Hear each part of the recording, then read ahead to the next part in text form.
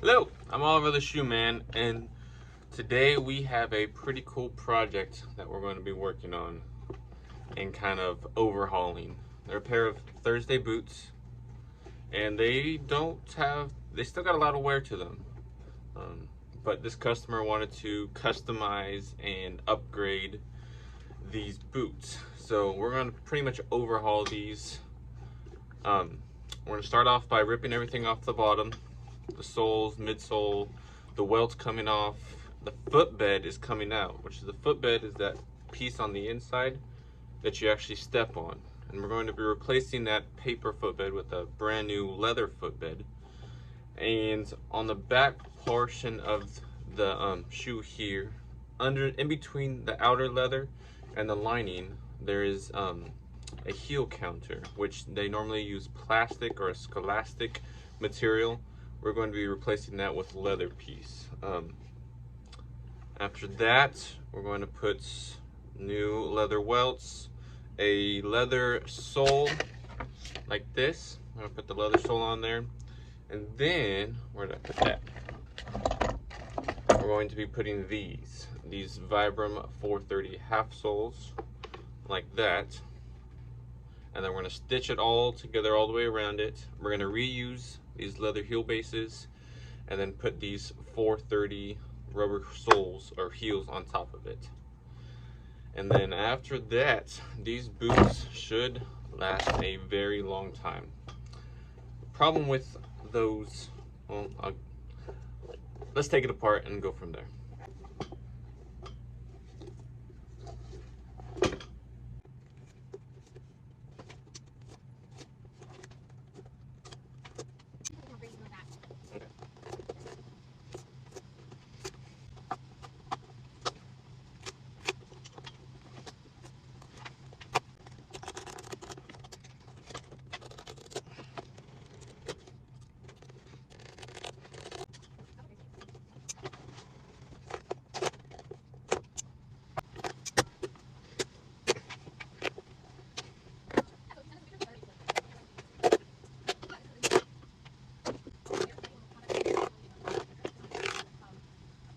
All right, let's talk about where we're at right now.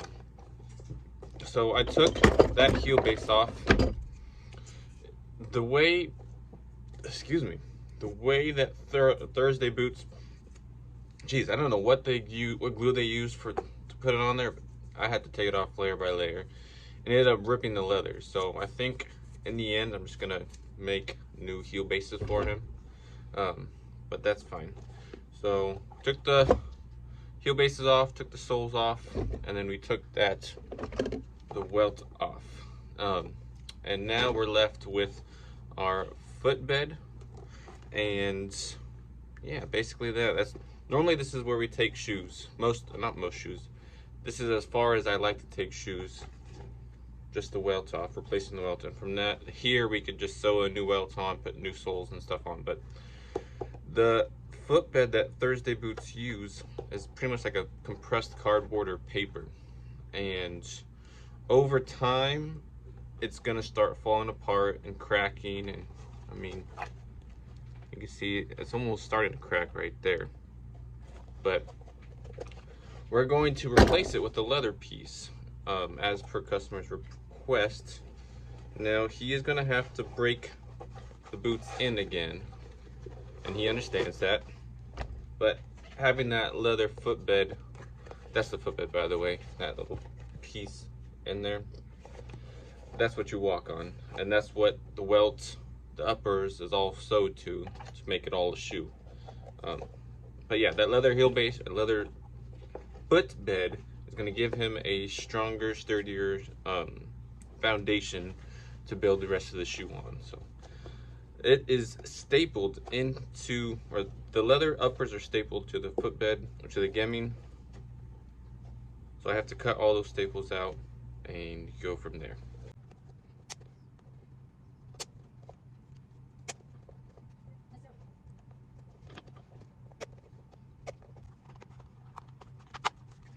So we got pretty much not much of a shoe left, just the outer shell.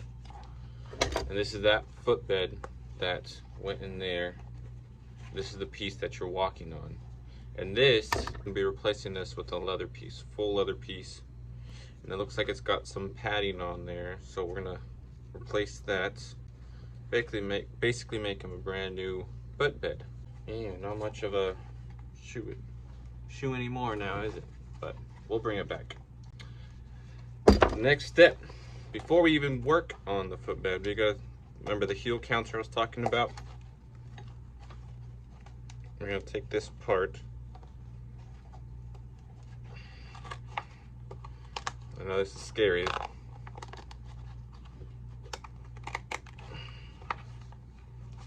But it's got to be done. This is what we were replacing. As I was taking it out, it broke. That's the problem with that material. It's not supposed to break. It's supposed to be strong and sturdy and give the back portion of that heel some shape, and also help support the foot right here. So we pull back the outer leather and the lining, then this piece was in between. So we're gonna replace this with some leather. All right, so for the heel counters, here we have a shoe last. It's the same size as the boot, but it's not the same boot last. It's a shoe last.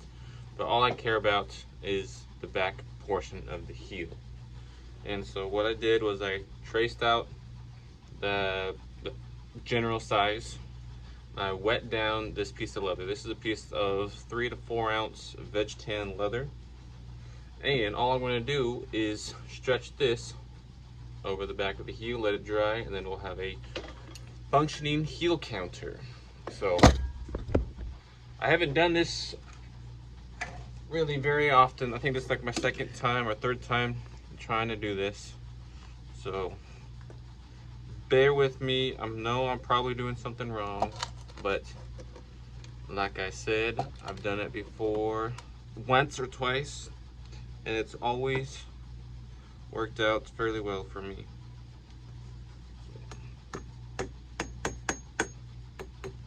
Start at the bottom. I'm going to pull this top over.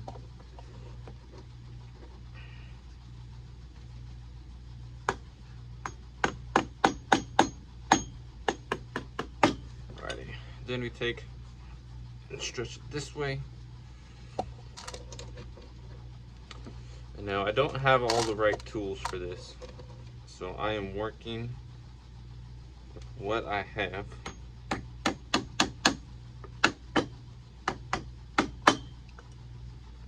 This side.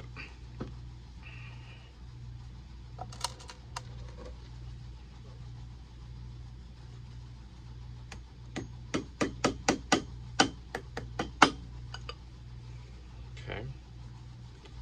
Now I have to take, so they make a tool that combines the hammer and a pair of pliers. I don't have that tool, so I'm going to use this pair of pliers. Hold it down and then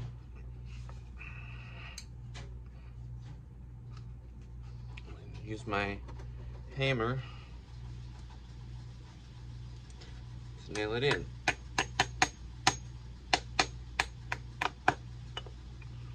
Alrighty.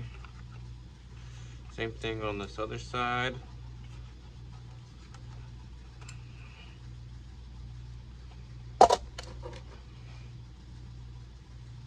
Scotch.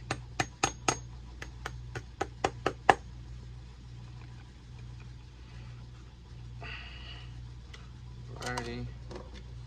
Shaping the top now. Oof. I hit a piece of metal there on the last.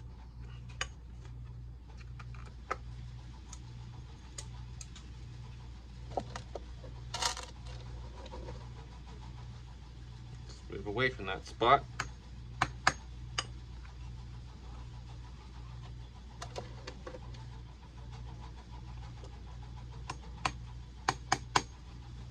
Alrighty. Then we're going to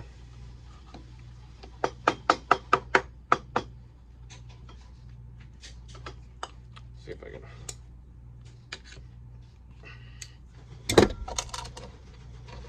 pull the bottom come down a little bit.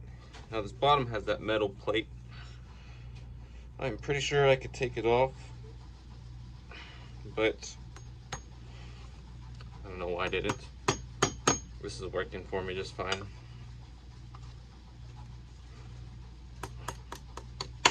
But that metal plate is for when you're making shoes. Because you have to, with certain style shoes, like let's say you're doing a 270-degree welt, which is a shoe that the welt only goes around the very front, and the back is folded over. A lot of cowboy boots are built that way. You need to be able to nail that back portion of the heel to the footbed without it going into the last. So they put that metal piece there, so when you drive the nail, it hits that metal plate, it curls and crimps like it's supposed to, just like it's on a metal last.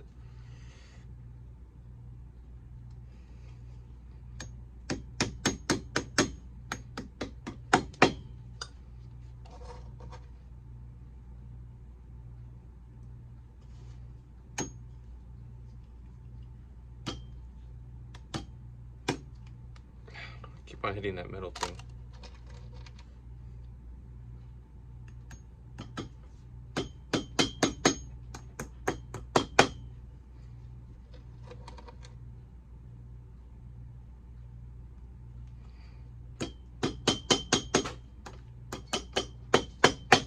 Alrighty.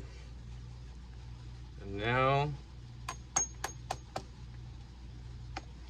we let that sit and dry.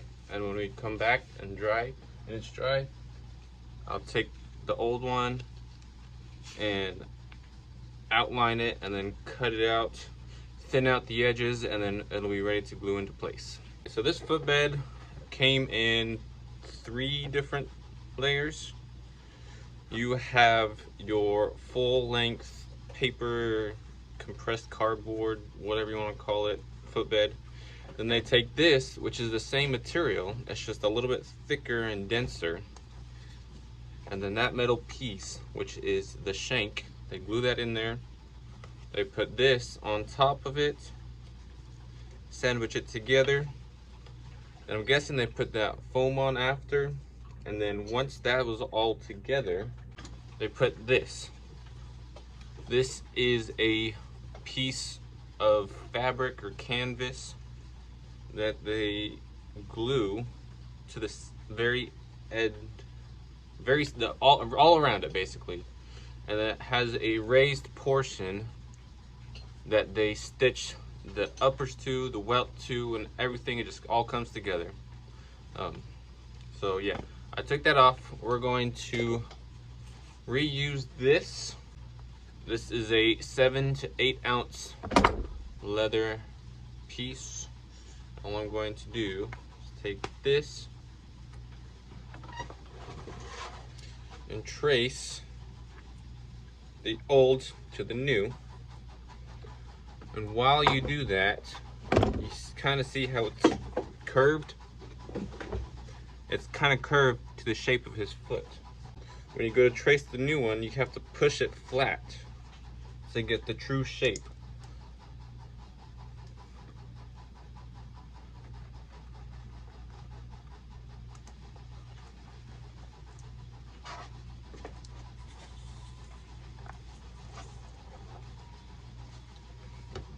And there you go.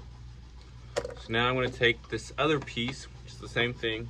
I'm going to temporarily glue them together, cut it, and trim it. That way we have 2 footbeds exactly the same size, and then we'll be ready to put this guy on. We are going to take this tiny shank out and replace it with these heavy duty 3-ribbed shanks. And so we're going to take that, just like they did in the manufacturer, glue it right there, and then put this over top of it, and then glue it all together. This allows, or this doesn't allow the shank to move and come undone over time. So let's do that. And there we go. 2 new leather footbeds.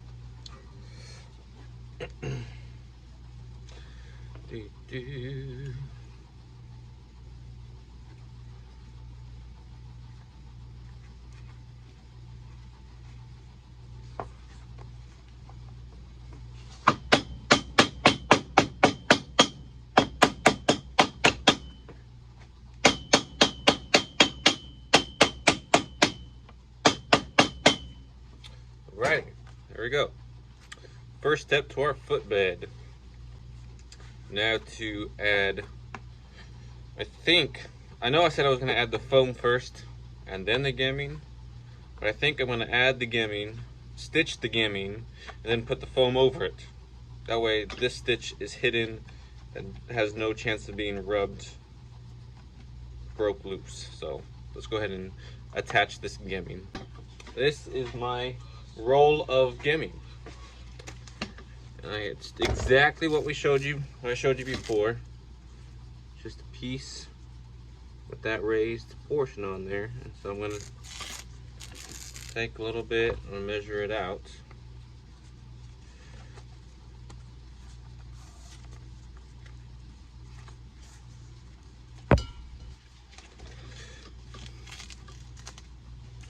Righty. Cut her off. Now this yellow portion is where we're going to add the glue, along the outside. And those marks that you see right there all along, those match up with marks on the shoe. So when I go to put this in, I'll make sure that the marks on the shoe match up with the marks on the footbed. That way I don't put it in twisted.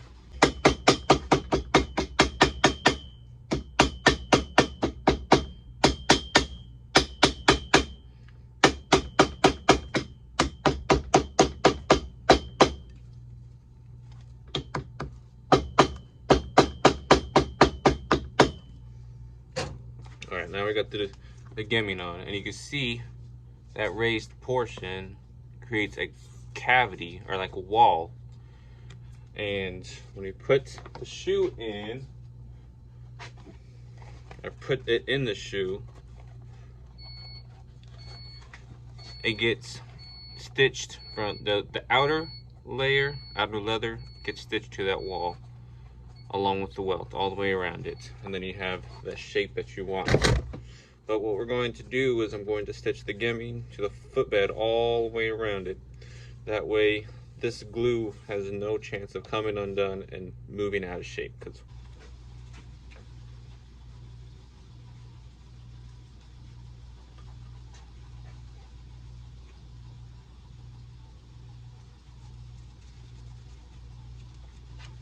Okay, at this stage we have our footbed built, stitched, got that pad on there.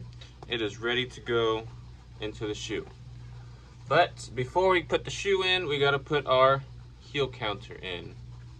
And what I've done is I've thinned out the edges because it's going in between the outer leather and the lining, and so we don't want an edge like right along the side of the boot that you could feel, or sometimes you could even see it. So we thinned out the edges, and now I'm going to clean out the inside of the boot. Take some glue. My glue pot stuck, but I got it. All right. So I'm just gonna put it on the outer layer right now.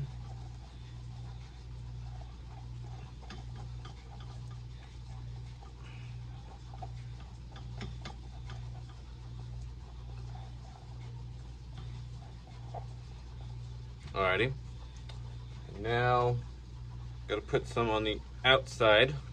You can see after it dried, it's kind of shaped itself a little bit, and once it goes in there and gets glued into place, and once the footbed and everything gets stitched into place, it should be solid. All right, and I'm gonna put it in wet so I can move it into place. Make sure it's even, it's centered in there, because we don't want it miscentered. Man, this is harder than I thought it was gonna be. Okay.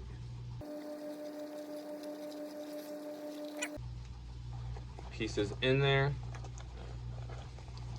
I'm gonna lightly tap it in.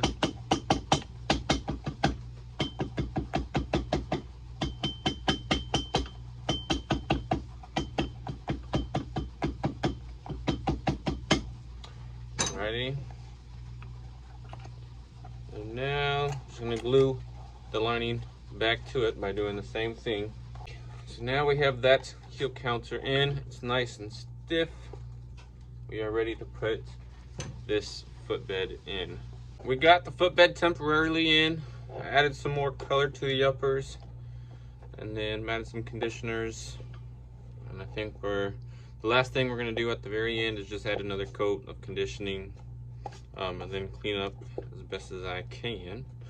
But now we have our welt. We're gonna leave it a natural light color. I have skived the end. What a skiving is you cut it at an angle, so that when you sew here, so it's gonna start here, it's gonna go all the way around the shoe, and then we come down this way. When we come back to the ends, I'm gonna skive this side the other way, and then when you put them together, glue them together, and then when you stitch over it, you won't be able to tell. You shouldn't be able to tell where the welt starts and stops. Now, this is a pretty simple process. It's just time consuming. So you see that line right there? That's just a little channel so that the stitch can be countersunk. You stick your needle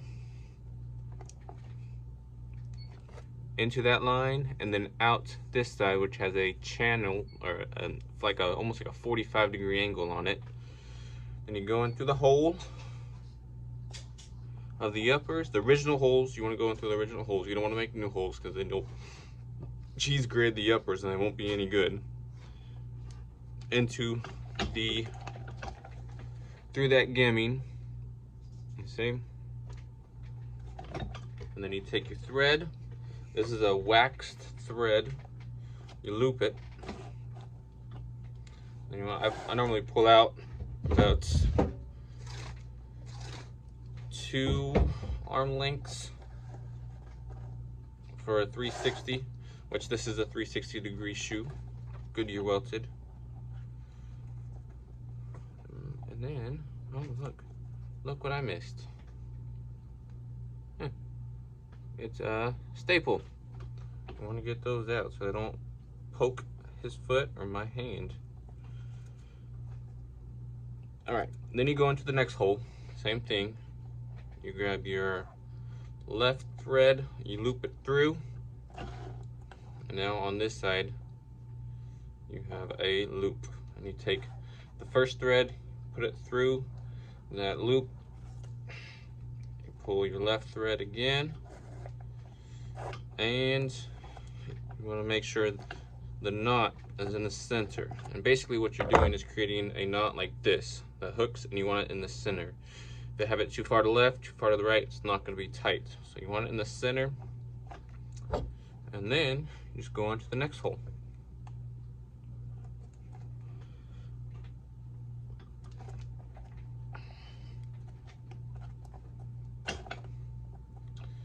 And then just repeat this process until you have gone all the way around the shoe. Alright, so I'm nearing the end here. Just got a couple more stitches, and then I will show you guys how I do the joint where the two come together. Do a couple more, so I don't want to cut now when it's too far apart.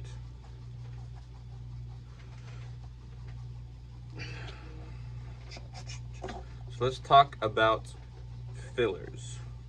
So because we put that gimming on there, as you can tell, it's got a cavity that needs to be filled. Now, usually we just put in some cork, fill it up, and then that fills that cavity and also gives some nice cushion for the foot. Now, I've seen some cobblers, and I've done it too, where this forefoot, or the back part, they fill with leather. Then this forward part, they actually put cork, and that gives that more of a sturdier base, I guess. This customer wanted all leather. Now, I told him, I was like, you're doing all leather, you're doing new leather footbeds, which is gonna be, you're gonna have to break it in again, because instead of having that curved footbed that you've already broken in, that's formed to your foot, you're gonna have a flat piece of leather.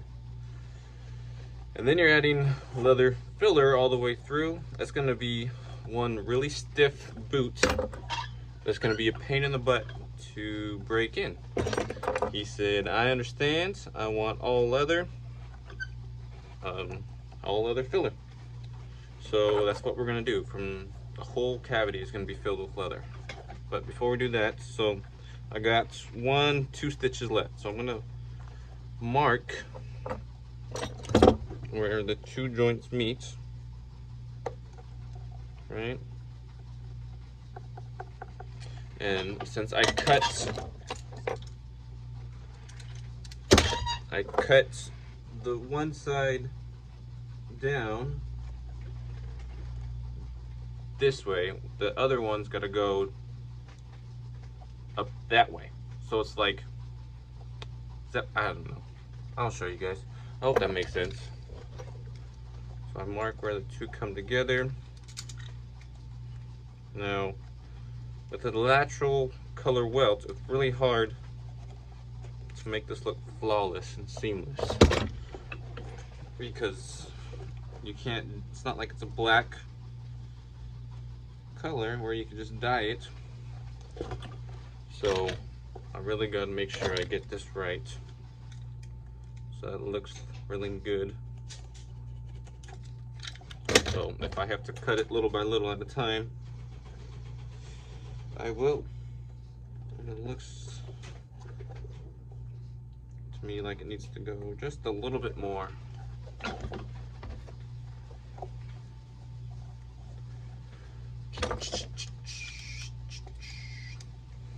Okay, I'm just taking a razor blade and cutting at an angle. I know it's kind of hard to tell from your guys' perspective. And I'm just butting the 2 up to see how well it looks. Which I think there's that was it right there. So now I'm going to take some glue, put it on just a little bit on both sides. This is a fast drying cement, so I just gotta blow on it a little bit. It'll dry. Then you just stick the 2 together. I like to hammer it just a little bit. Then I'm gonna finish sewing it on. This last stitch, I'm going to pull the outer thread through onto the inside by pulling the loop through, hooking the loop, and just pulling this all the way through. Alrighty, now I have both threads on the inside near the cavity, and I can just tie a couple knots.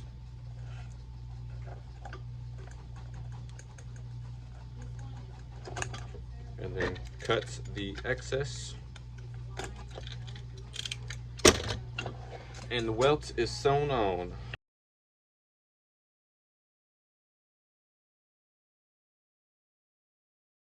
I skipped a few steps. Here we have that leather sole on. We have the front marked for the new rubber sole. I have grooved this spot so that when the rubber sole comes on, it's nice and smooth.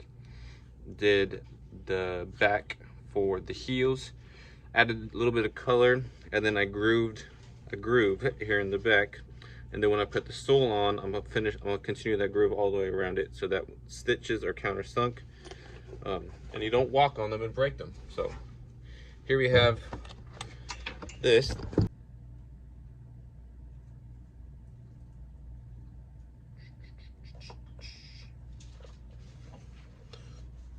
Now this is the tight fit.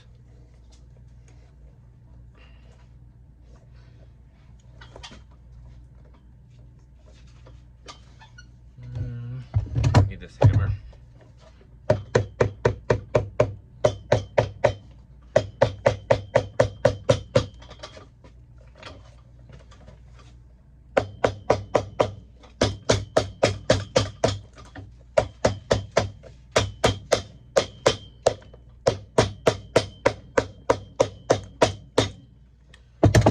Alrighty, there we go. So now I have to press the edges, trim it, and then get ready to stitch it. Look how close that was right there. We got our rubber sole on. We got it ready to stitch. We got brown thread on the bottom of the machine, black thread on the top, which will eventually be brown thread on the welt, black thread on the bottom. So let's get this all lined up and pray to God this works out. And I got one shot at this.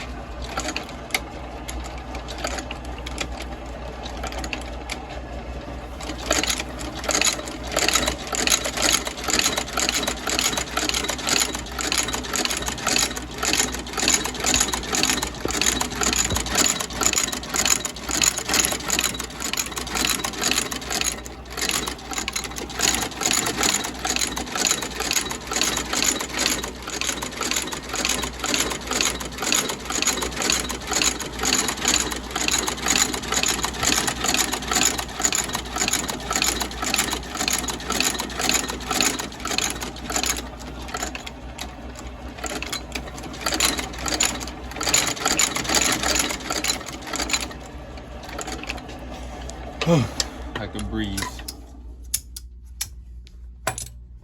Oh, that's beautiful.